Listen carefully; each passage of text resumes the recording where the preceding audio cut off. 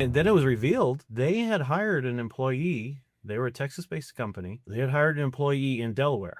They weren't licensed in Delaware. They never had a business license, and they just hired him. Then they fired him. And that person went to Delaware and said, well, I want my unemployment because I got fired. And Delaware said, who are you? What company? Never heard of them. And they haven't paid into our unemployment fund of our state, so you can't have anything. That's a huge problem.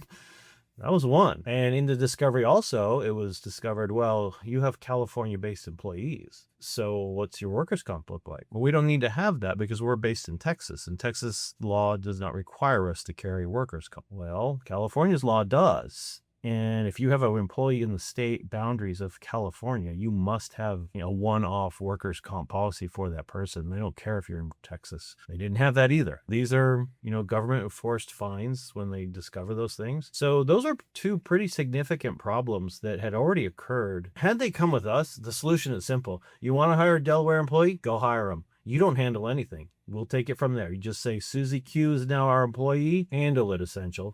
And we do. When you ask, well, what does offloading or outsourcing your HR mean? I mean, how much work is there really? There can be a lot, because I just mentioned a few forms you got to document when you hire someone. Same thing, everyone has ever got a job. On day one for an hour, you sit in the break room and you fill out these forms.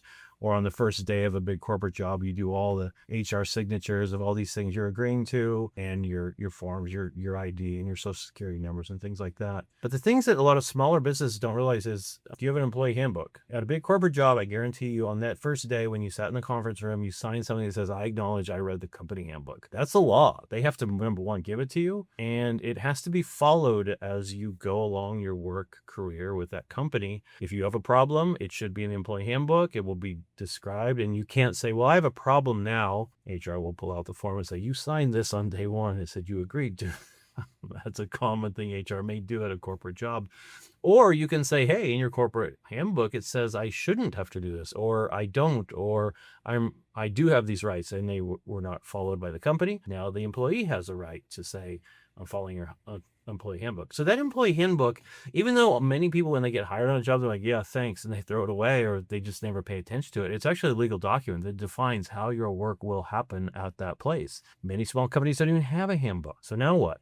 That's actually a violation of HR law in most states, if not all states. Other real funny one that people just never pay attention to is an employee rights poster on the wall. And I'm sure everyone who's worked at a Taco Bell or McDonald's or any company in a break room, you've seen this poster. It says your rights as an employee are, and then it's a bunch of super tiny text that no one ever reads. By law, every company must put that poster somewhere. So if you're a small company and you came to us and we asked, well, where's your employee poster for your employee rights? They're like, what's that? Is that real? I thought it was just something the company stuck on a wall first. Yeah, well, it's a law. If you don't have it easily accessible to your employees, you can be fined again. Now, since we deal with companies either in the creator space or maybe they're diversely distributed across many states, there is no break room. So what do? Because you do legally have to present it. So we have a service that makes it available online and traceable so that we can prove if the government came in and said, do you have an employee poster and where is it? Well, it's not in a break room. We can say it's here, and here's how those employees reached it, and here's how we can show when and where they looked at it, and then